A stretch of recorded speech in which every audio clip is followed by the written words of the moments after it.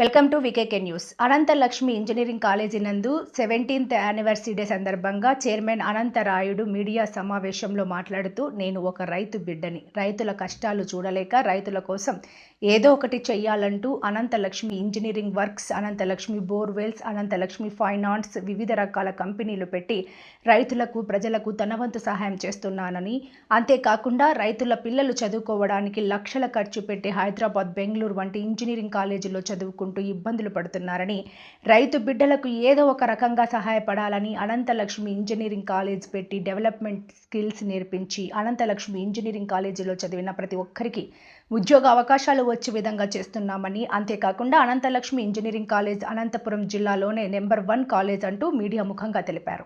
నా first batch చాలా మందికి జాబ్ వచ్చింది నాకు త్రూ స్కిల్ డెవలప్మెంట్. ఆ స్కిల్ డెవలప్మెంట్ అనేది పెట్టాం కాబట్టి ఉద్యోగాలు వచ్చినాయి. వచ్చినాక అప్పుడు ఆయన ఒకరోజు నన్ను పిలిపినాడు హైదరాబాద్కి. పిలిపి నాకు లర్నింగ్ ఇన్నోవేషన్ అవార్డు అని ఒక అవార్డు ఇచ్చాడు. ఆ అవార్డు ఇచ్చేటప్పుడు నా భుజం మీద చేసి, అవును అనంతరాముడు గారు మీరు ఫార్మర్ కదా అన్నాడు. అవును సార్ ఫార్మర్ నేను అన్నాడు.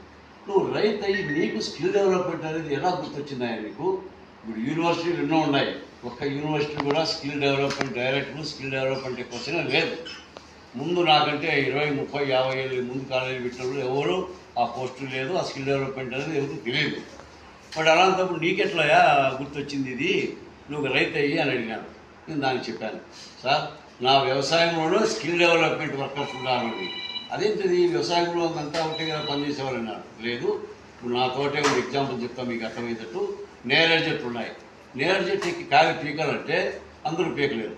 పూర్తి నల్లగైన కాయ పీకి ఇట్లా బ్యాగ్ మెడ తగిలేసుకొని కాయ తీసి బ్యాగ్లోకి వేసుకుంటేనే అది పనికి వస్తుంది.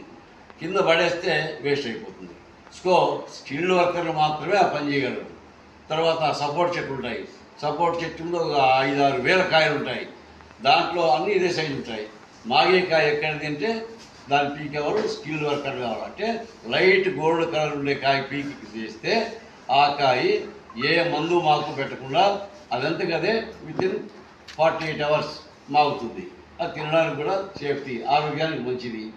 మరి దానికంతా స్కిల్ వర్కర్లే కావాలా. అవి ఉసిరి చెట్లు ఉన్నాయి. పైకి ఎక్కువ ఉసిరిగాలు పీకి కింద పడేస్తే టచింగ్ వచ్చి ఒక కాయ పనికి రాదు. చీలికాయ పీకినంతే గబక్కని ఇట్లా పడేస్తే ఒక కాయ కూడా టచ్ అయ్యి అది కాయలు దెబ్బతింటాయి. ఇలాగా నా వ్యవసాయంలోనే స్కిల్స్ అనేది నాకు తెలుసు కాబట్టి ముందు నుంచి ఇప్పుడు కాలేజీలు కూడా నేను ఆలోచన చేసినాను. టీచర్స్ అంటే ప్రొఫెసర్ ఎంత బాగా టీచ్ చేసినా, ఎంత వర్త్ కడుపులో ఉన్నా ఇంటర్వ్యూకి వచ్చినప్పుడు వాళ్ళు ఇంగ్లీష్లో ఇంటర్వ్యూ చేస్తారు. మరి వీళ్ళకు చెప్పేకి రాకపోతే మై సెల్ఫ్ ఫస్ట్ ఏమి what is your name, my self my name is Anantaramudu అని చెప్పేకి కూడా అప్పట్లో students my my my name is అట్లా అనేవాళ్ళు. సో అప్పుడు ఆలోచించినాను, ఎందుకు వీళ్ళు ఇట్లా ఫెయిల్ అవుతారంటే కనీసం వాళ్ళ దగ్గర ఉండే వర్క్, కడుపు ఉండే వర్క్ బయటకు చెప్పేకి మనకు చేత కాలేదు.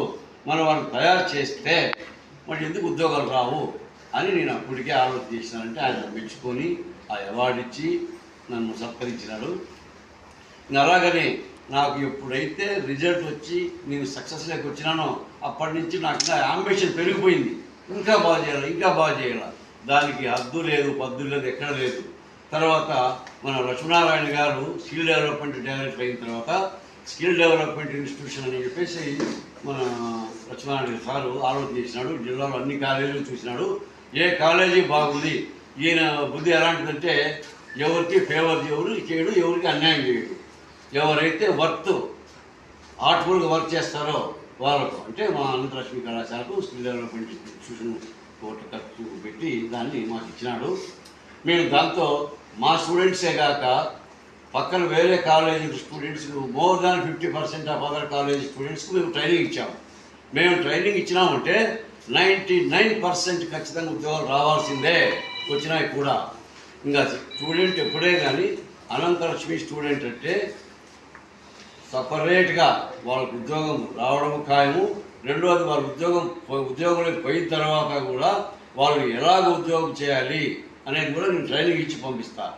ఎందుకంటే ఒక కంపెనీలోకి జాయిన్ అయితే అనంతలక్ష్మి స్టూడెంటు, ఆ కంపెనీ వాళ్ళ CEO కావచ్చు, మేనేజర్ కావచ్చు, ఎవరైనా తీసేసుకొని అనంతలక్ష్మి నుంచి వచ్చిన వీళ్ళు ఎవరు తీసేయకూడదు అని వాళ్ళకి మైండ్లో డిసైడ్ కావాలా.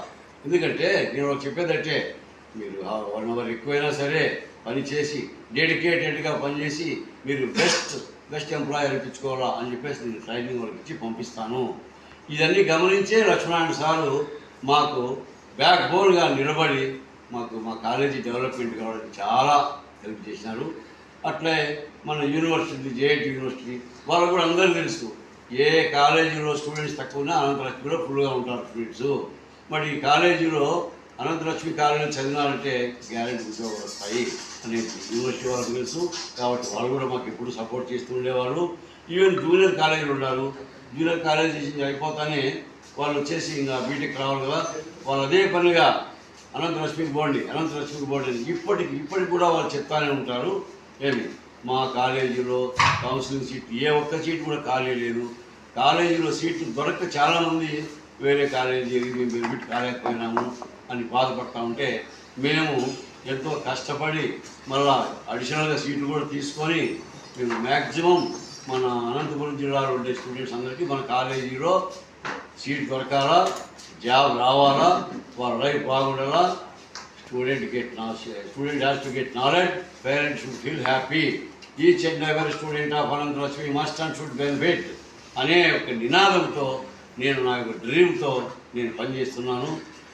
నేను మా ఫ్యాకల్టీకి చెప్పేది ఒకటే, మీ వెల్ఫేర్ నేను చూసుకుంటాను, మీకు ఏం తక్కువగా నేను కాబట్టి, కానీ మీరు you have to fulfil my dream అని నేను చేస్తాను. కాబట్టి మా ప్రిన్సిపల్ కానీ మా స్టాఫ్ కానీ అంతా కూడా డెడికేటెడ్గా వర్క్ చేసి కాలేజీని ఈ స్థాయికి తెచ్చినారు. దానికి అందరికీ నా యొక్క వందనములు. నాకు సహాయం చేసినటువంటి ప్రతి ఒక్కరికి పేరున నా హృదయపూర్వక వందనాలు చెప్తున్నాను.